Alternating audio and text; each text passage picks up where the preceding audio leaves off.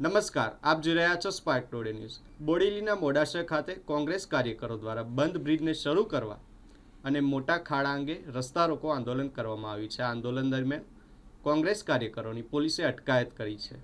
છોટાઉદેપુર જિલ્લા કોંગ્રેસ દ્વારા બોડેલીના મોડાસર ચોકડી પર રસ્તા રોકો આંદોલન યોજાયું હતું। આંદોલન દરમિયાન કાર્યકરોએ ભાજપ વિરુદ્ધ સૂત્રોચ્ચાર કર્યા હતા। આંદોલનના જિલ્લા કોંગ્રેસ પ્રમુખ શશિકાંત રાઠવા અને પૂર્વ વિરોધ પક્ષના નેતા સુખરામભાઈ રાઠવા સહિતના કોંગ્રેસી કાર્યકરોને બોડેલી પોલીસે અટકાયત કરી હતી। છોટાઉદેપુર જિલ્લાના હાર્દસમાં બોડેલી કેન્દ્રનો વિકાસ રસ્તા અને પુલની અગવડતાને કારણે રૂંધાયો છે। આમ જનતા પરેશાન છે।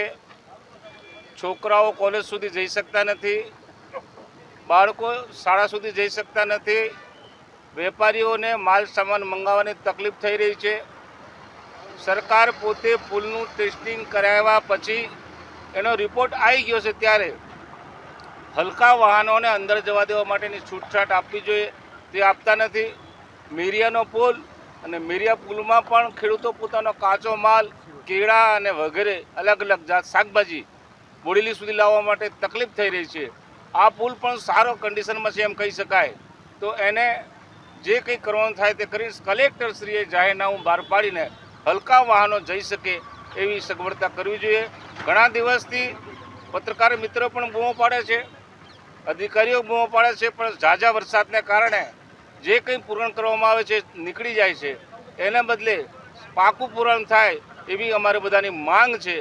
અને માંગની સાથે સાથે બોડેલી પ્રજાને, પાયજેતપુરની પ્રજાને અને ખાસ કરીને મધ્યપ્રદેશ તરફથી આવતા વાહનો જે બોડેલીમાં જવાનો હોય કે હાલોદ તરફ જવાનો હોય એને ખૂબ તકલીફ થઈ રહી છે, ત્યારે એનો કંઈક રસ્તો કાઢે, હલકા વાહનો ઉપર જઈ શકે એવો કંઈક રસ્તો કાઢે એવી અમારી માંગણી છે।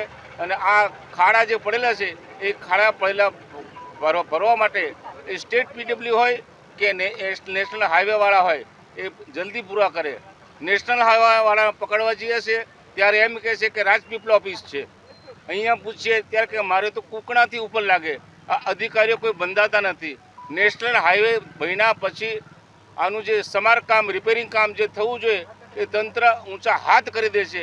એનું આ પરિણામ પ્રજા ભોગવી રહી છે, ત્યારે અમારે એને ઉજાગર કરવા માટે આજે આ મોડાસર ચોકડી પાસે રસ્તા રોકોનો પ્રોગ્રામ છોટાઉદેપુર જિલ્લાના